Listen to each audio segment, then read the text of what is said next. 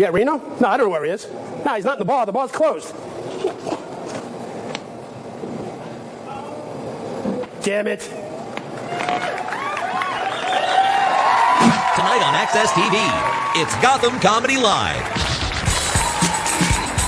Get ready to laugh with Mike Fine, Veronica Mosey, Joe Vesey, Rondell Sheridan. This week's host, Reno Collier. Gotham Comedy Live. All happening right now. Ladies and gentlemen, Reno Collier!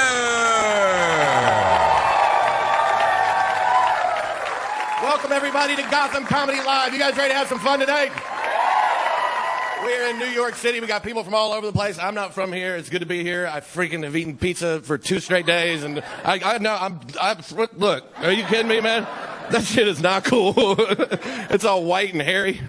When it gets wet, it looks like somebody dropped a raw turkey on the floor of a barbershop. But when it's tan, it's rotisserie chicken.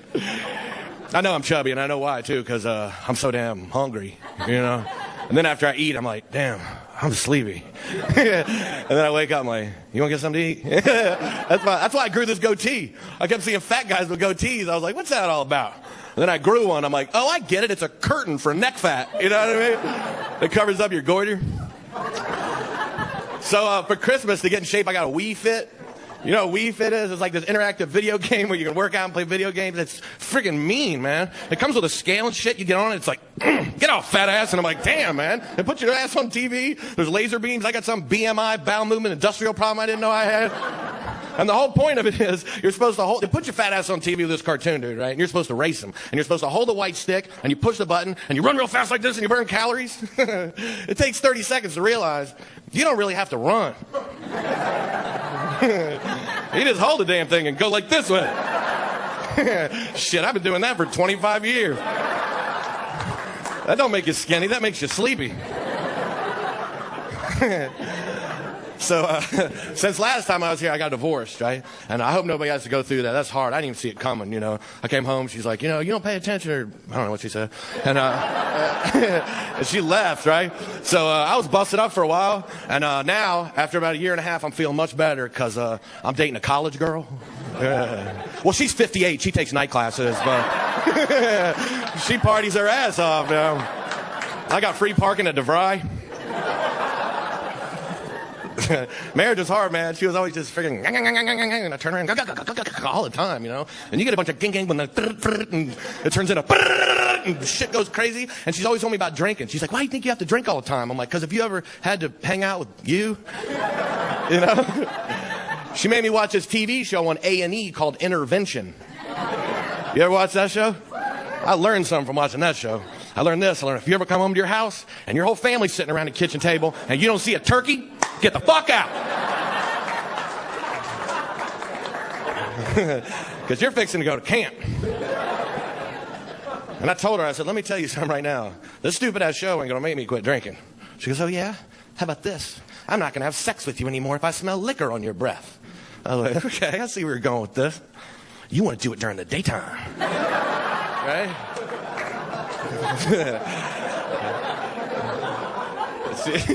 And she's like, no, you moron. Anytime, if I smell liquor on your breath, you're cut off. I was like, that's a horrible thing to say to your husband. You can't hold something like that over my head. She goes, oh, yeah? Let's go back to last weekend. You come home drunk. You get in bed naked. Your belly's jiggling all over the place. You're sweating everywhere, holding onto the bedpost, going 150 miles an hour, laughing at God only knows what. You spilled beer all over my pillow, and I think I heard you chewing on potato chips. I said, Amy, a lot of guys like having sex like that. She goes, I was in the other room, you jackass. Sometimes that's how I like it. And the worst part was she hated my friends. You know, if you're in a relationship, I'm sorry, you guys have got the worst seats, man. I'm like, I can't move back because it's TV. I'm all gut and no butt, you know. I'd be a horrible drug smuggler. It's like one pill. That's all I can take. I'm full. I know it's a misdemeanor. I'm sorry, man. What was I talking about? Oh, yeah, she hated my friends, right? And if you're in a relationship with someone, you got to give it up for them and be part of that relationship and accept their friends, you know? I love my buddies. I always take up for my friends. And my favorite friends I have are my friends I've had since I was like 12 years old, right? And let me tell you why. Ladies, for guys, whatever age a guy is that he becomes friends with another dude, that's the same age that we're going to act. when we get back together with each other for the rest of our lives as long as we're friends. So my friends I've had since I was 12, we get together, we're flicking boogers on each other. Somebody's not paying attention, you hit him in the head with a rock. We sneak around behind Scotty's house, look in the window, watch his mom take a shower. It's the same. Well, it's different because she sits down now.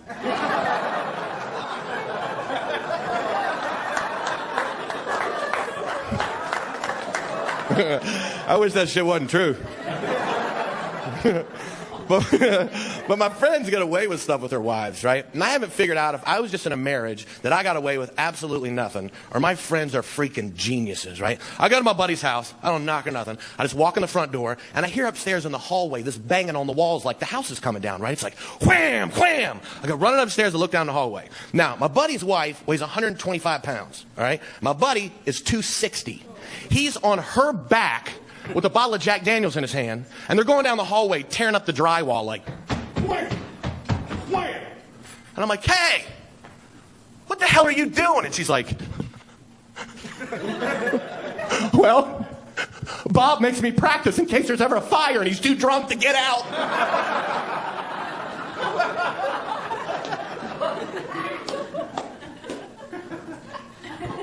I went home and asked my wife, I was like, hey, honey, if we ever had a fire, you know, would you carry me out of the house on your back? She didn't miss a beat. She's like, hell no. I said, because of my weight? She goes, no, probably because I'd be in the backyard with a can of gasoline. You guys ready to have some fun tonight? We will be right back after this. Stay tuned for more laughs on Access TV. Live from the Gotham Comedy Club in New York City. Mike Fine is taking the stage when we return. And stick around later tonight for Reno Collier when he takes the stage.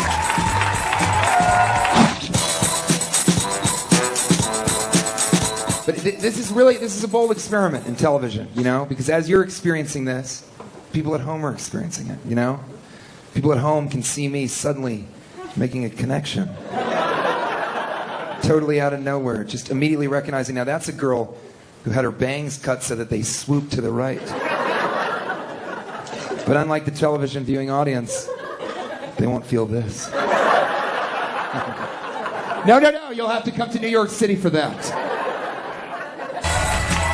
Welcome back to the Access TV presentation of Gotham Comedy Live. More laughs happening right now.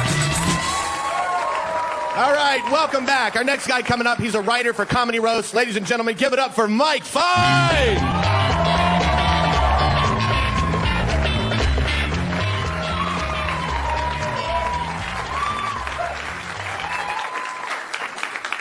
That's right. Come on, isn't this better than having a good time? This is great. I'm so excited to be here and seeing all these wonderful people. I was so excited to be here, I actually invited my rabbi to come out to the show to come cheer me on here, but he respectfully declined because he says he does not like the language they use at some of these comedy shows, you know, like cover charge, 2-drink minimum. It's kind of offensive. Well, I was glad my mom was able to come out. I love my mom. I'm very close with her. I think that has a lot to do with the fact that she almost died while having me, you know. Not during childbirth, but during conception. The car just went out of control over there.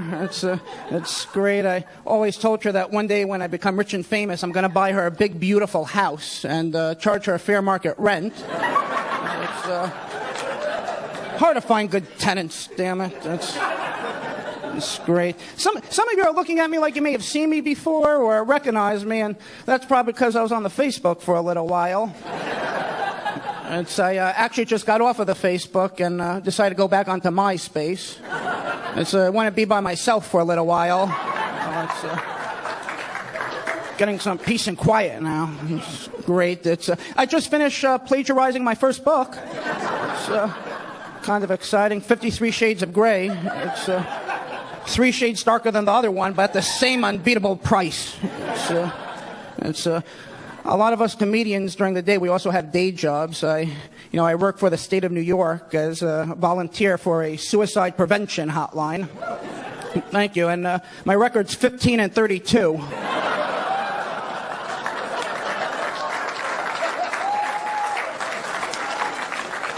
A little embarrassed, but these people that call, oh my gosh, are so annoying. This one guy that called, oh my gosh, I couldn't get him off the phone. Just tell me about how his wife left him and he lost his job. And I'm like, you know what, buddy, just put it on the note.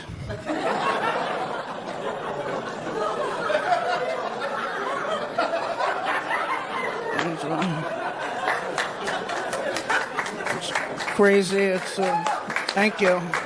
A lot of beautiful women here, tonight. That's great. Some guys like women with accents, not me. I actually like women with speech impediments. A girl's named Samantha, come super sexy. It's great. I love performing here. Last time I was performing here, after I got off stage, this girl walked over to me and she said she wanted me to make love to her in the worst way. And fortunately for her, that's the only way I know how. Yeah, I'm not very good at making love, but to compensate, I have really nice linen. I'm not trying to show up. I got a 480 thread count on my futon back in Queens over there.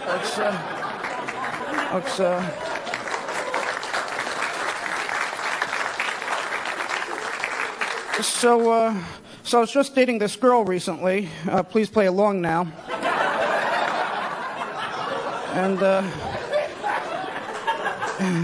yeah, she said that before she decides on spending the night with someone, she likes to wait a little while to make sure the first time's going to be special. And I'm like, that's really cool. I respect that. I said I actually feel the same way about spending money on a nice dinner. I want to wait a little while. It's crazy. It was crazy getting here tonight. Oh my gosh, I was walking through Times Square and oh my gosh, you would not believe what I saw there. I saw this couple that was fighting with each other and this guy was screaming and cursing at this woman and it looks like he was about to hit her and I was going to get involved and help, but it looks like she was getting the message.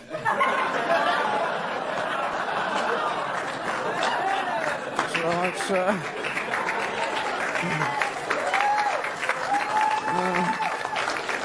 that's right. I love how you applaud for domestic violence. This is great. It's a lot of fun being here. I almost didn't make it here tonight because my grandmother was experiencing severe chest pains. It appears she found out I left the house without a jacket. So she's going to be okay, though. I just got one of these cell phones, not trying to show off to you all, but, my mom gets upset at me when I put the cell phone in my pocket over here because she says cell phones could cause cancer. But I don't think it's the phones that cause cancer. I actually think it's the people you talk to on the phones that cause cancer, but don't really have scientific data to back it up, but it's kind of cool, I guess. Do you guys know what you're supposed to do when your phone drops in water? Yeah, that's right. You're supposed to put it in rice. I tried that, and it didn't seem to work, so I made like a soup and salad to go with it. It just didn't seem to work at all. What's up with that? I have a lot of free time on my hands. Don't look so surprised. It's in my free time, I like to go to restaurants where I don't work and just start seating people. It's like, you four, come with me. This is...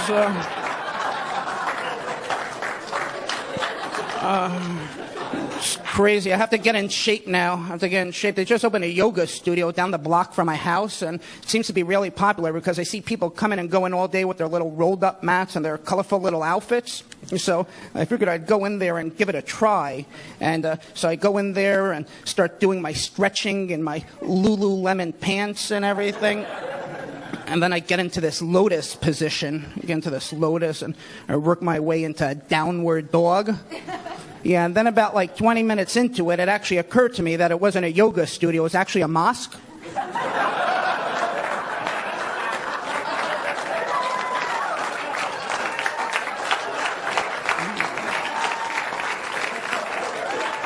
Yeah, so instead of getting in shape, I actually learned how to fly a plane. You guys have been a lot of fun. Thank you.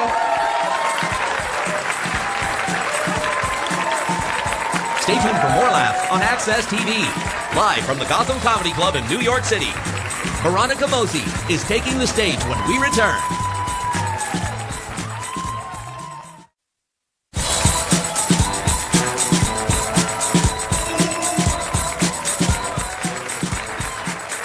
You guys having fun so far? It is my honor. Please welcome from Comedy Central, Miss Veronica Mosey.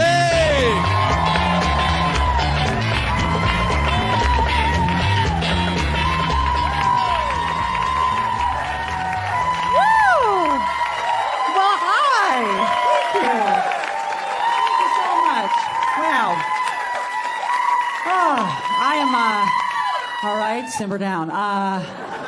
No, it's good. I'm so happy to be here, guys. I got to tell you, I am 42 years old, and about a year and a half ago, I gave birth to a beautiful little girl. So I just want to say thank you.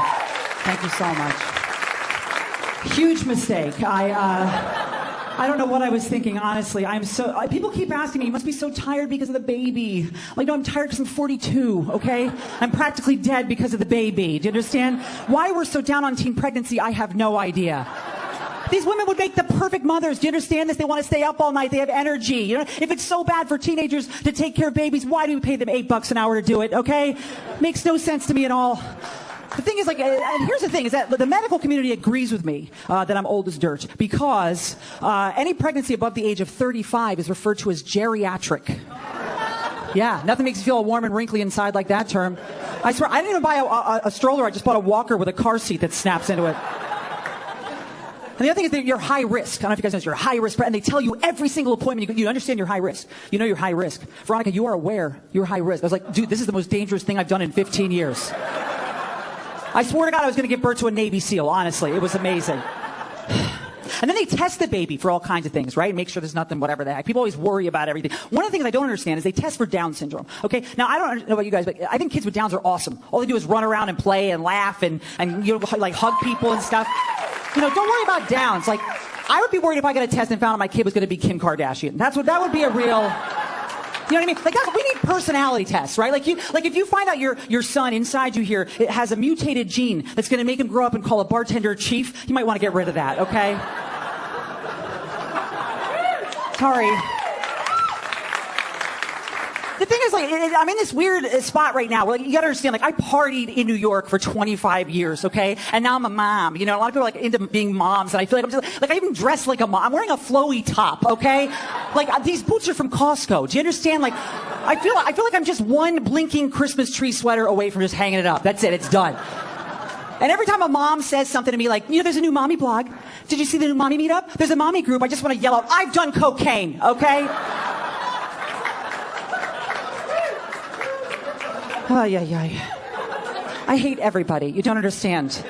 I have to make all these mom friends now. I'm at the age I don't want to make any friends, okay? I hate the friends I have. Do you understand?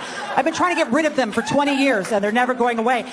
So these moms, and they're all weird. What's wrong with people today? These women will ask you questions like, so tell me about your birth story. I'm always like, oh, you first. It sounds amazing. And like, well, I gave birth at home in a vat full of freshly squeezed guava juice. I was surrounded by my midwife, my doula, my shaman, my Tibetan monk, and my Pilates instructor. We sang the child into the world. And, so what's yours? And I'm like, oh, well, my birth story, brought to you by Medicaid.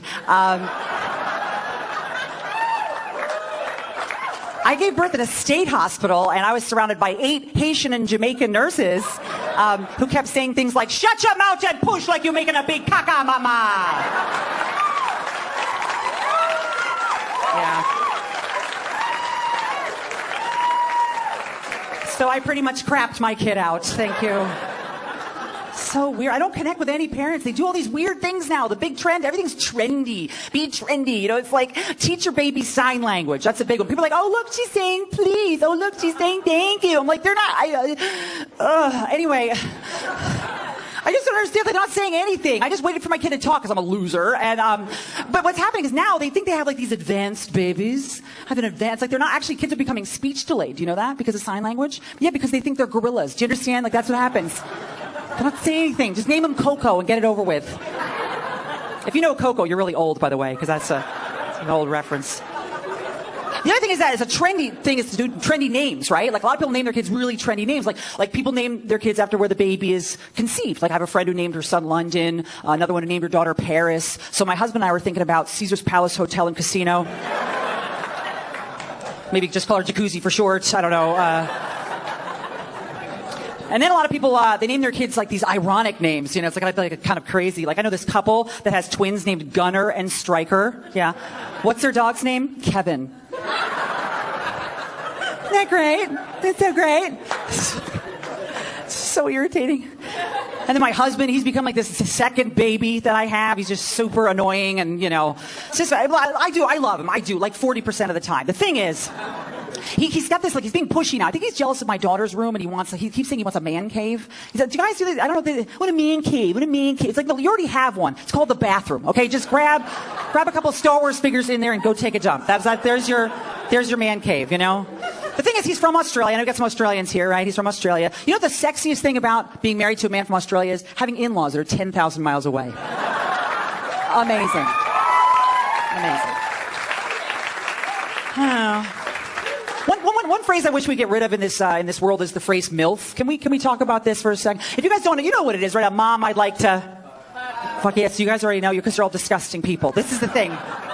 You have to understand that the thing is, I learned recently that the women that do MILF porn are actually not mothers. They're not. And it offended me at first. And then I thought, no, it makes sense, because if you put a real mom on a casting couch, she's just going to take a nap. That's what's going to happen. Like, real MILF porn would have a specific audience. It would be men who like to pleasure themselves while women are sleeping. Otherwise known as husbands. I'm Veronica Mosey. Thanks a lot, guys. I had a great time.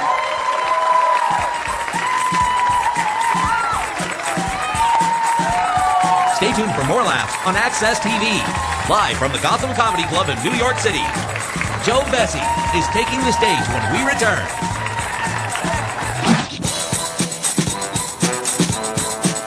Let me ask you something. You ever have to apologize in front of your mama? I had to apologize in front of my mama. You ever had to apologize in front of your mama on national TV for fucking Tiger Woods apologized in front of his sainted mother on national TV for fucking. What do white folks say? That's not enough. He needs to pay his wife $100 million. This man paid his wife $100 million. Are you fucking kidding me? Michael Jackson only had to pay $20 million, and he fucked a little kid. Welcome back to the Access TV presentation of Gotham Comedy Live. More laughs right now. All right, ladies and gentlemen, please welcome from MTV2, Joseph Vesey.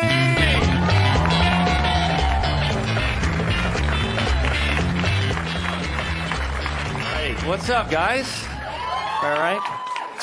I try to listen to some like hip hop music for the show to get hype. I can't really do it anymore. I used to be such a fan, but it's kind of lost all its lyricism. You know, it's all just the same stuff. It's just like one sentence, then a pause, and then one or two words after that sentence that somehow relates to that sentence. So like, I'll give you some examples of why like I could write lyrics for rappers today. Like they'll say something like, yo, you never copy my style. You'll never wipe me out. Paper towel. If you listen to some of this stuff, you know what I'm talking about. Or they'll say something like, yo, I eat caviar. Y'all eat cereal. I roll in a small circle. Cheerios. That's like the new rap today. And even like the toughest and hardest dudes in like Brooklyn, Bronx will still be like, yo, he said cereal, Cheerios? Yeah, that's just the truth right there. That's hard body. I'm gonna tweet that out to my 30 followers right now. I love watching rappers make movies. It's one of my favorite things to watch because it's so beautifully bad. It's almost artistic. I was watching a film the other day called Before I Self-Destruct, written and directed by 50 Cent. That almost could be the punchline. And I'm like, all right, there's no way like gangster rapper, like shot 9 times, you know, $300 million man, 50 Cent went to his local Starbucks with an Apple laptop to write out dialogue for a screenplay. No way. 2 minutes in though, I was like, yeah, he wrote this shit. I'm like, yeah, there's no Jewish ghostwriter behind this disaster. Now, here's the thing. My mom is a big like hip hop head. She brought me to all my rap concerts since I was a little kid. Like we went to the Jay-Z concert like years ago. I was like 12 years old. We were the only white people there, let alone the only mother and son duo. And people were looking at us like we should not be